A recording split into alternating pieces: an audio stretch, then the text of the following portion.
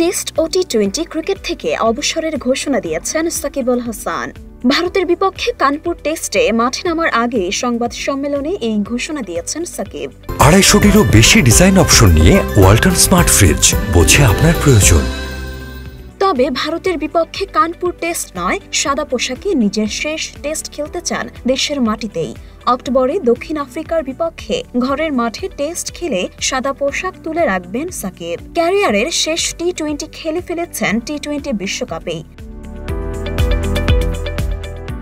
দেশের ক্রিকেটের সবচেয়ে বড় তারকা সাকিব বল আর ব্যাট হাতে সবাইকে ছাড়িয়ে গিয়েছিলেন। 3 ফরম্যাটেই হয়েছিলেন বিশ্ব সেরা অলরাউন্ডার। দেশের ক্রিকেটকে নিয়ে গিয়েছিলেন অনন্য এক উচ্চতায়। খেলেছিলেন বিশ্বের প্রায় সব ফ্র্যাঞ্চাইজি লিগে। জাতীয় দলের পোস্টার বয় সাকিব এবার তুলে রাখার ঘোষণা দিলেন ব্যাট প্যাড।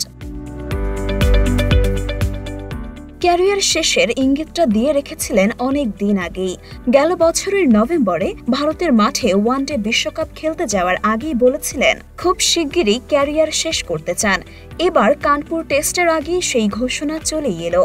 সাকিবের টি-20 অভিষেক হয়েছিল 2006 সালে জিম্বাবুয়ের বিপক্ষে খুলনা শেখ আবু নাসের স্টেডিয়ামে।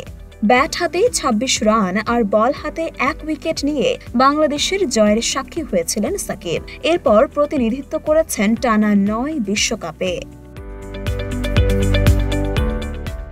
মরিয়ম মিম, ঢাকা পোস্ট।